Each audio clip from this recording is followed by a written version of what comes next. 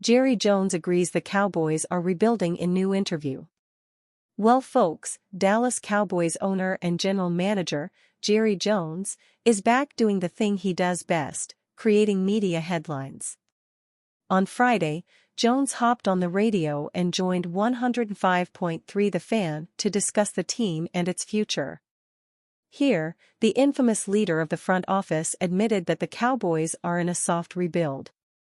Cowboys owner and GM Jerry Jones on at 10:53 The Fan today with at Can 10:53 when asked if the team is in a soft rebuild admitted they are in fact in a soft rebuild saying, "Yeah, I think you've nailed it, you're right on it."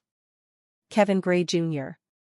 For obvious reasons, the fan base is not thrilled with Jones' comments.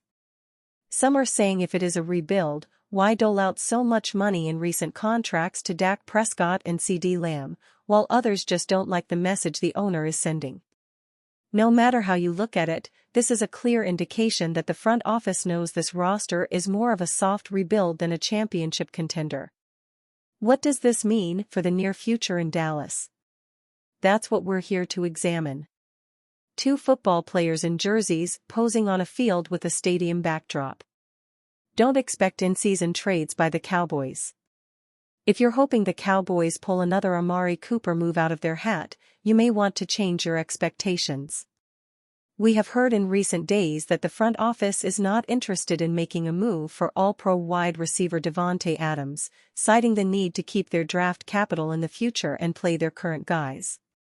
Cowboys have no interest in trading for Davante Adams, per at Clarence Hill Twitter.com/4NHQXCM8M6. BR Gridiron.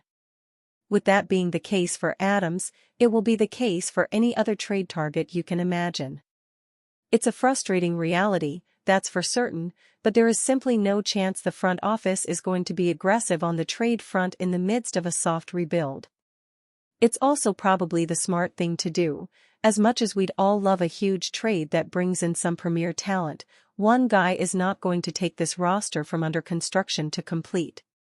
Dallas should be stockpiling their draft capital if there is a soft rebuild going on, and you can't do that and trade for big players at the same time. Football player in a white Dallas Cowboys uniform on the field, wearing a helmet. Veteran players leaving town. If you think that Jerry Jones and the front office refusing to make in-season trades is sad, just wait until you see the list of guys who could be playing their final season in Dallas thanks to their age and contract. Most notably, this list includes Zach Martin and DeMarcus Lawrence, the two longest-tenured Cowboys, as well as Osa Odigizua and Brandon Cooks. All of these guys are free agents in 2025, and it is hard to see a world where all, or perhaps even just one of them, gets paid by Dallas. You will hear about how there isn't enough money to go around, when there is, and how they like their guys, they won't be nearly as good. That rhetoric has not worked yet for the Cowboys, but the front office is not going to move off it. Martin, 33, is seemingly considering retirement after this season, which could save Dallas from another Tyron Smith scenario. Around the NFL. If you do exclude him, however, we're still talking about some of the most important pieces on the roster walking in free agency for nothing but compensatory draft picks. This is one of the hard parts of a soft rebuild, you can't pay big bucks to all your veterans. Football player in a Dallas Cowboys uniform walks on the field, with a Niners win sign visible in the background. Temporary decline in wins during a soft rebuild. Cowboys fans, at least for a little bit, may need to lower their regular season expectations. In the Mike McCarthy era, Dallas has dominated the regular season. As their 2-2 record already suggests, that kind of success may be fading for the time being, which is a staple of soft rebuilds. The #Cowboys are 29-12 in their last 41 games under Mike McCarthy since 2021. 70.7% win percentage. Marcus Mosher. There is not as much talent on the roster this year as there was in seasons prior, and this can be seen at running back, wide receiver, and on the offensive line. It's hard to replicate 12-win seasons when you just don't have that kind of talent anymore.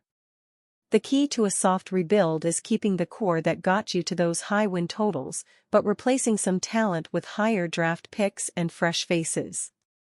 I think of the Marshawn Kneeland draft pick as an example of this with Lawrence. The 2024 second-round pick is likely his successor in 2025. On the offensive side, we've already seen them replace guys like Smith and Tyler Baiadas with rookies.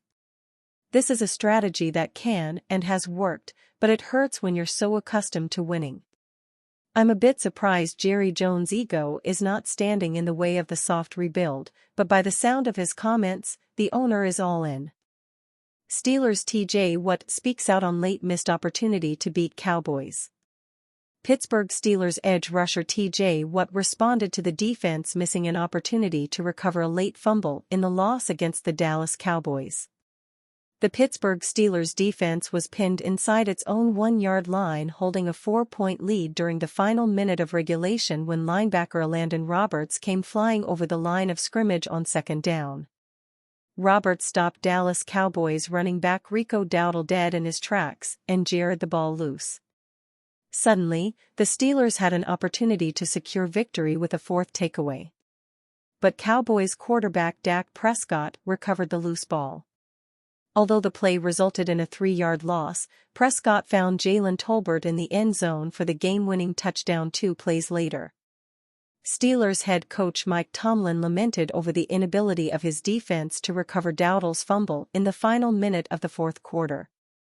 Steelers edge rusher TJ Watt, though, didn't play the what-if game as much as his head coach. These games are so close. It can be one play here or there, but obviously there's a collection of work, a whole body of work that we're going to have to go back and look at, Watt told reporters after the loss. It didn't come down to just one play tonight. The collection of work from the Steelers' defense was some good, some bad in Week 5 versus Dallas. Pittsburgh forced 3 takeaways and allowed the Cowboys to only score 1 touchdown on 4 red zone possessions. But the Cowboys also posted 445 yards and converted 9 of 15 third down attempts. Steelers just miss making another huge defensive stop. Pittsburgh's defense looked more like last year's unit on October 6 than the defense the team had in its first 3 games this season. The Cowboys were moving the ball, but the Steelers were preventing Dallas from scoring. The Steelers had 2 takeaways in the red zone during the first half to keep the team within a field goal at halftime. Then in the third quarter, Pittsburgh blocked a Dallas field goal attempt. Had the Steelers been able to recover Roberts' forced fumble, the team's third red zone takeaway would have sealed the victory. There's a fine line between drinking wine and smashing grapes in our business. That's an example of it, head coach Mike Tomlin said. That ball is on the ground right there in the red area. And that's the difference. Depending on which perspective one prefers, both Watt and Tomlin are correct. A play or two can change the outcome of an NFL game, which completely alters the narratives that form around players and coaches. But regardless of whether or not the Steelers recovered Roberts' forced fumble, one could argue the team didn't play well enough to beat the Cowboys. Dallas nearly doubled Pittsburgh's yardage output 445 to 226. The Cowboys had 202 more passing yards than the Steelers. The Cowboys also had 3 times as many third down conversions, 9 versus 3. Steelers TJ Watt makes history versus Cowboys. Watt couldn't quite make the big impactful play for the Steelers defense on the final drive. But without Watt, the Steelers don't have a chance to win while registering 219 fewer yards than the Cowboys did. Watt's first sack of the game resulted in a forced fumble, which was Pittsburgh's first red zone takeaway. It also gave 100 sacks in his career. Not only did Watt move into the exclusive 100-sack club, he became the second fastest player ever to reach the milestone. He finished the night with 1.5 sacks, 1 tackle for loss, 3 quarterback hits and 8 total tackles, including 7 solos. Watt, though, wasn't in much of a mood after the game to talk about his individual achievement. Especially this year, it's not about individual accolades, Watt said. It's all about wanting to win. Tonight, we didn't do enough to get it done.